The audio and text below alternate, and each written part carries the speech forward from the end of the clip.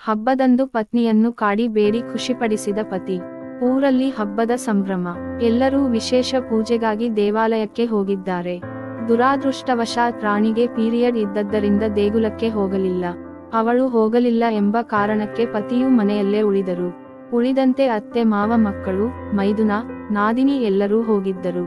ಮನೆಯಲ್ಲೇ ರಾಜ ಮತ್ತು ರಾಣಿ ಇದ್ದರು. ಇಬ್ಬರೇ ಇದ್ದಾಗ ರಾಜುವಿಗೆ ಏನೋ ಒಂದು ರೀತಿಯ ಅನುಭವ ಇದ್ದಕ್ಕಿದ್ದಂತೆ ಮೈಯಲ್ಲಿ ಹರಿದಾಡತೊಡಗಿಬಿಡುತ್ತದೆ. ಅವನು ಟೆರೇಸ್ ಮೇಲೆ ಬಟ್ಟೆ ತೊಳೆಯುತ್ತಿದ್ದ ರಾಣಿಯನ್ನು ಕೇಳಿದ, ಇವತ್ತು ಹಬ್ಬಕ್ಕೆ ವಿಶೇಷ ಏನೂ ಇಲ್ಲವಾ ಎಂದು ಕೇಳಿದಾಗ ರಾಣಿ ಇನ್ನೂ 3 ದಿನ ಸಾಧ್ಯವಿಲ್ಲ ಎನ್ನುತ್ತಿದ್ದಳು. ನೀನು ಮನಸ್ಸು ಮಾಡಿದರೆ ಎಲ್ಲವೂ ಸಾಧ್ಯ ಎಂದು ಅವಳನ್ನು ಹಿಂದಿನಿಂದ ತಬ್ಬಿದ. ಎಲ್ಲರೂ ಹೊರಗೆ ಹೋಗಿದ್ದಾರೆ, ಯಾವ ಕ್ಷಣದಲ್ಲಾದರೂ ಬರಬಹುದು, ಸುಮ್ಮನಿರಿ ಎಂದು ದೂರಕ್ಕೆ ಸರಿಸಿದಳು. ಅವನು ಮತ್ತೆ ಬಿಗಿದಪ್ಪಿ ಹಿಡಿದ. ಅವಳು ಬಿಡಿಸಿಕೊಳ್ಳಲು ಹೆಣಗಾಡುತ್ತಿದ್ದರೆ ಪತಿರಾಯ ಹೊಸ ಲೋಕಕ್ಕೆ ಹೊರಟು ನಿಂತಿದ್ದ. ಅವಳು ಮಾಡುತ್ತಿದ್ದ ಮನೆ ಕೆಲಸ ಅರ್ಧಕ್ಕೆ ನಿಂತಿತು. ಅವಳು ಬೇಡ, ಎಲ್ಲರೂ ಬಂದು ಬಿಡುತ್ತಾರೆ ಎನ್ನುತ್ತಿದ್ದಂತೆಯೇ ಅವಳನ್ನು ಎತ್ತಿಕೊಂಡು ಬೆಡ್ ರೂಮ್ಗೆ ನುಗ್ಗಿದ. ಹಾಸಿಗೆ ಮೇಲೆ ಗೊಂಬೆಯಂತೆ ಬಿಸಾಡಿದ. ಅವಳು ಅಯ್ಯೋ ಬೇಡಪ್ಪ ಇವತ್ತು ಪಸೀಸ್ ಎಂದು ಗೋಗರೆಯುತ್ತಿದ್ದಳು. ಅವಳು ಬೇಡ ಎಂದಷ್ಟು ಪತಿ ರಾಜುವಿಗೆ ಅದೇನೋ ಉಲ್ಲಾಸ. ಅವನು ಹಾಗೇ ಹೇಳುತ್ತಿರುತ್ತಾನೆ, ಬೇಡ ಬೇಡ ಎಂದು ದೂರ ಸರಿ, ನಾನು ನಿನ್ನನ್ನು ಹಿಡಿದು ಮುದ್ದಾಡುತ್ತೇನೆ ಎಂದು ಹೇಳಿದ. ಅವಳಿಗೆ ಇದೇನು ಹೊಸ ಆಟ ಎನಿಸಿ ಮತ್ತೆ ಅವನನ್ನು ದೂರ ತಳ್ಳಿ ಮತ್ತೆ ಓಡಲು ಯತ್ನಿಸಿದಳು. ಆವದರೆ ಪತಿ ರಾಜು ಬಿಗಿಯಾಗಿ ಹಿಡಿದು ಕರೆತಂದು ಹಾಸಿಗೆ ಮೇಲೆ ಕೂರಿಸಿದ ಮತ್ತು ಕೇಳಿದ, ನನ್ನ ರಾಣಿ ಇವತ್ತು ಹಬ್ಬ, ನೀನು ನನಗೆ ಏನಾದರೂ ಸ್ಪೆಷಲ್ ಆಗಿ ಕೊಡಬೇಕು, ಪಸೀಸ್ ಕೊಡು ಎಂದು ಕೇಳಿದ. ಅವಳು ಒಪ್ಪುತ್ತಿರಲಿಲ್ಲ. ನಿನ್ನಿಂದ ಹಬ್ಬದ ಗಿಫ್ಟ್ ಪಡೆಯಬೇಕಿದೆ, ನೀನು ಕೊಡದಿದ್ದರೂ ನಾನೇ ಪಡೆಯುತ್ತೇನೆ ಎನ್ನುತ್ತಾ ಅವಳನ್ನು ಮೃದುವಾಗಿ ಸ್ಪರ್ಶಿಸತೊಡಗಿದ. ಅವಳು ಇನ್ನೂ ತಪ್ಪಿಸಿಕೊಳ್ಳಲಾಗುವುದಿಲ್ಲ.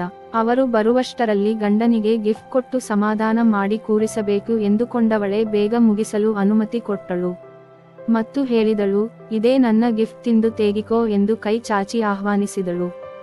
ಇಂದು ಎಲ್ಲರಿಗೂ ವಿಶೇಷವಾಗಿ ಹಬ್ಬ ಆಚರಿಸುತ್ತಿದ್ದರು. ಆದರೆ ರಾಜು ರಾಣಿ ಮಾತ್ರ ಯಾವುದೇ ಹಬ್ಬವಿಲ್ಲದೆ ಆಚರಿಸಲಾಗದ ಪರಿಸ್ಥಿತಿ.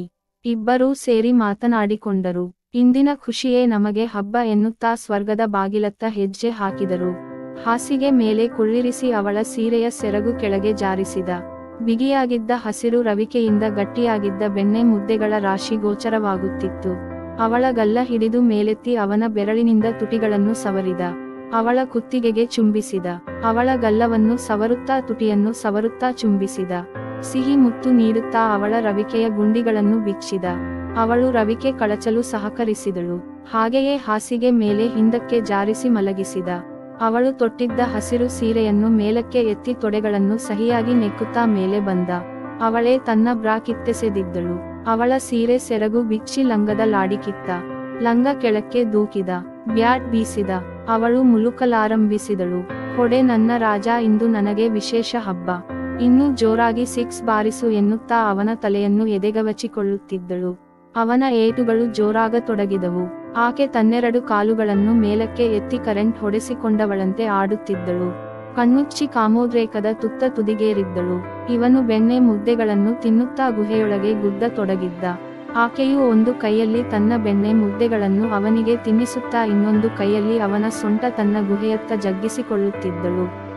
ಅಮೃತ ಗುಹೆಯಲ್ಲಿ ಚಿಮ್ಮಿದ ಬಳಿಕ ಹೊರತೆಗೆದು ಅವಳನ್ನು ಬೋರಲು ಮಾಡಿ ಮಲಗಿಸಿ ಬೆನ್ನು, ನಿತಂಬಗಳನ್ನು ಚೀಪುತ್ತಿದ್ದ. ಅವಳು ಮತ್ತಷ್ಟು ಉದ್ರೇಕಗೊಂಡು ಮತ್ತೆ ಮೆಲೆದ್ದು ಅವನನ್ನು ಕೆಳಕ್ಕೆ ಬೀಳಿಸಿ ಅವನ ಬ್ಯಾಟ್ನ ಸವಿರುಚಿ ಹೀರತೊಡಗಿದಳು. ಸ್ವಲ್ಪ ಹೊತ್ತು ಸಿಹಿಯುಂಡ ನಂತರ ತನ್ನ ಗುಹೆಗೆ ಬ್ಯಾಟ್ ಸಿಕ್ಕಿಸಿಕೊಂಡು ಸವಾರಿ ಮಾಡತೊಡಗಿದಳು. ಅವನು ಕುಣಿಯುತ್ತಿದ್ದ ಅವಳ ಬೆಣ್ಣೆ ಮುದ್ದೆಗಳನ್ನು ಕೈಯಲ್ಲಿ ಹಿಡಿದು ಚೆಂಡಾಟವಾಡುತ್ತಿದ್ದ. ಒಂದಷ್ಟು ಸಮಯದ ಬಳಿಕ ಮತ್ತೆ ಅಮೃತ ಚಿಮ್ಮಿತು. ಇಬ್ಬರೂ ಪರಸ್ಪರ ಕಚ್ಚಿಕೊಂಡು ಅಂಟಿಕೊಂಡು ಹಾಸಿಗೆ ಮೇಲೆ ಹೊರಳಾಡಿದರು. ಗುಹೆಯಲ್ಲೇ ಬ್ಯಾಟ್ ಇತ್ತು. ಅದನ್ನು ಹಾಗೇ ಇರಿಸಿ ಬಾಯಿಗಳನ್ನು ಲಾಕ್ ಮಾಡಿಕೊಂಡು ಕೆಲವು ಸಮಯ ಒಬ್ಬರಿಗೊಬ್ಬರು ಅಮೃತ ಕುಡಿಸುತ್ತಾ ಕಾಲ ಕಳೆದರು.